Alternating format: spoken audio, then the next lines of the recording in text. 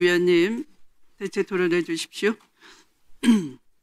네, 오늘 내란이 발발한 지 딱 1년이 되는 날입니다. 그런데 아직도 내란은 진행 중이고요. 실제로 내란을 일으킨 주범들과 주요 종사자들 아직도 제대로 처벌을 받지 않고 있습니다. 판결도 아직 나온 게 없고요. 근데 지금 오늘 조희대 사법부에서 추경호 전 원내대표 구속영장 기각이 됐습니다. 사실상 계엄 해제 표결을 방해한 혐의이고 가장 중요한 이 내란 동조 혐의다 이렇게 봅니다.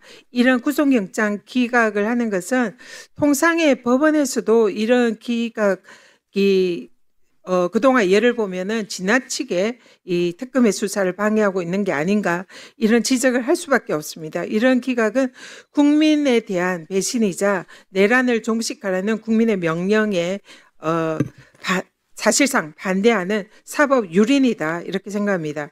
민주주의와 인권의 최후 보루인 사법부가 내란 세력의 방패막을 자짜고 있습니다. 그래서 국회에서 이제 더 이상 이것을 자시할 수 없다. 그런 마음으로 내란 전담 재판부 설치 법을 지금 이제 통과를 시키려고 하고 있습니다. 근데 여기에 대해서 지금 법무부에서 차관이 이게 뭐 위헌 소지가 있다 이런 기사가 났습니다. 우리 법무부 장관님. 지금 현재 내란 전담 재판부의 구성에 법무부가 들어가 있습니다. 저희들이 만든 법안으로. 그래서 법무부가 이 전담 재판부 구성에 들어가 있기 때문에 위헌이다. 이런 주장을 하는데요. 이 부분에 관해서 지금 다음 PPT를 보시죠. 현재 법원조직법에 대법관 후보 추천위원회 법무부 장관 있습니다. 아시죠? 네네. 이거 위헌입니까? 뭐 현재까지 뭐 위헌이라고 하는 그런 주장은 현행 없습니다. 시행되고 있는 법이고요. 지난번에 법원 행정처장께서도 이거 위헌이 아니다 말씀을 하신 바 있습니다. 예, 다만 저는 요것과 관련해서 네, 말씀드린 건 잠깐만요. 아니고. 제가 물은 거 예. 아니고요.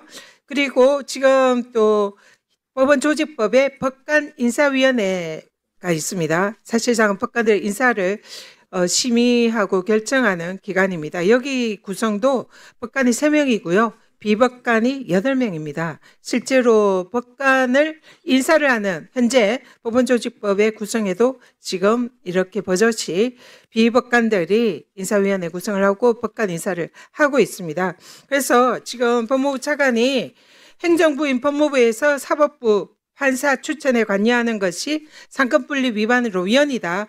이 주장을 하는데요. 지금 이 법무부에서 이런 주장 하시면 안 됩니다. 현행법에 버젓이 있는 내용을 가지고 이것을 왜곡한다. 네, 그래서 제가 정확한 내용은 잘 모르겠는데요. 어쨌든 뭐 그 내란 위헌죄라고 하는 헌정 질서를 파기하고 법치주의를 훼손한 범죄에 대해서 좀 신속하게 재판을 해달라고 하는 게 국민적 요구사항 아니겠습니까? 저는 뭐 관련 법에 대해서는 충분히 입법 취지가 인정된다고 보고 있고, 어쨌든 뭐 법원 지금 그 재판부의 조직 구성 관련해서는 저는 상당한 입법 형성권, 재량권이 있기 때문에 물론 뭐 위헌 주장은 할 수는 있겠지만 뭐 저 개인적으로 위헌이라고 생각하지는 않습니다. 네. 이미 있는 지금 법원 조직법도 무시하고 내란 전담 재판부가 위법이다 이런 주장은 국민들을 오도하는 거고요. 사실상 재판 독립이라는 명분하에 내란 종식을 방해하는 행위다 이렇게 생각합니다. 법원도 무조건 이거 위헌이다 이런 주장하지 마시고요. 정확하게 근거를 대고 그럼 기존 법원조직법도 위헌이다는 주장과 마찬가지다 생각하니까 여기에 대해서 국민들의 뜻에 좀 부합하는 그런 행동을 보였으면 좋겠다. 예, 의원님 잠깐만 해명하자면 제가 그 차관이 위헌이라고 주장한 이 기사는 좀 사실과 좀 다르다고 얘기를 합니다. 위헌이라고 주장한 사실은 없고 저 종합적인 검토가 필요하다는 취지로 얘기했다고 좀 하는데 제가 좀 상황을 좀 정확히 파악하고서 다시 또 보고를 드리도록 하겠습니다. 네. 제가 이 답변을 좀 드려도 되겠습니까, 위원님? 아, 예. 사법부에 대해서 또 법치에 대해서 항상 존중해 주시는 위원님에 대해서 늘 감사하다는 말씀 먼저 드리겠습니다.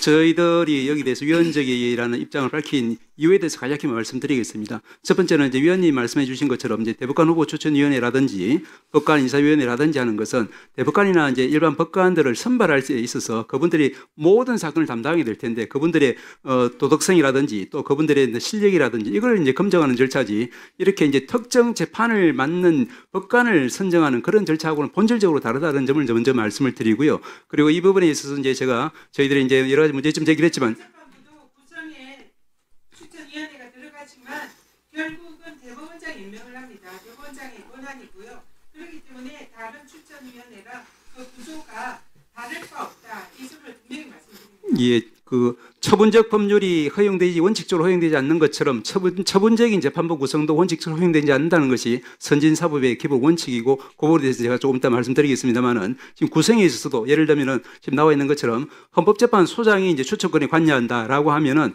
결국 헌법재판소는 결국 당연히 이 이제 법안에 대해서 위헌 심판을 맡게 될 건데 심판이 선수 역할을 한다는 것은 이것은 시합의 룰이라든지 재판의 룰에 근본적으로 모순되는 부분이고 그러면 결국에는 이제 헌법재판소장과 직간접적인 관계에 있는 헌법재판관들도 이 재판을 맡을 수 없게 된다고 하면은 당연히 이제 내란 특별 헌법재판부도 만들어야 된다는 것이 이제 이 법이 예정하고 있는 것이라고 생각을 합니다. 그리고 이제 법무부 장관의 경우에도 사실은 이제 법무부 장관은 이제 검찰 지휘감독권을 가지고 있지 않습니까? 그래서 수사권과 또 행정권을 대변하는 그런 위치에 있는데 지난 이제 저희들 오랜 역사를 보면은 검찰권의 과잉 행사로 인한 질곡의 역사를 저희들이 가지고 있고 가장 최근에도 그 연장선에서 그 검찰 책임자가 대통령이 됐다가 12.3 비상 이제 위헌적인 비상계엄을 하는 바람에 이렇게 이제 국민들에게 큰 피해를 지금 입힌 상황인데 이와 같은 직전의 역사가 있는데 이와 같이 이제 그 법무부 즉 수사권과 행정권을 대변하는 그런 기관이 우리 사법권의 영역에 들어온다는 것은 굉장한 이제 사법권 제한 내지 침해라는 것이 저희들 입장이라서 그 부분은 밝히지 않을 수가 없습니다.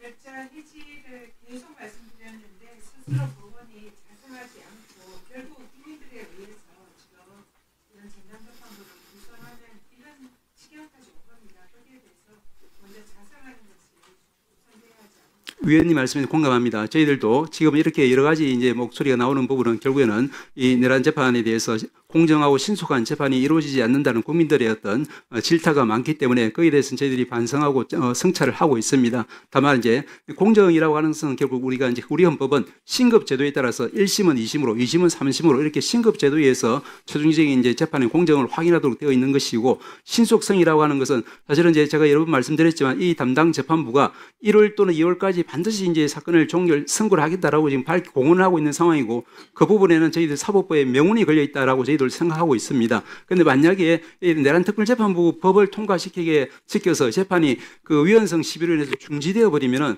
그 장기간 동안 재판이 중단될 텐데 국민들은 빨리 이제 이 내란 재판이 종결되기를 바랄 텐데 그 국민들의 염원에 역행하는 것이 되지 않을까 그런 걱정을 저희들이 하지 않을 수가 없습니다. 그래서 이 부분은 이제 지금 곧 임박한 선고를 지켜보는 것이 여러 가지로 이제 낫지 않을까 하는 생각에서 저희들이 이제 재판의 공정 신석에 대해서는 성찰 반성을 한다는 말씀을 드리면서도 이 부분 문제점은 저희들이 말씀드리지 않을 수가 없는 것입니다. 네, 최혁진 위원님.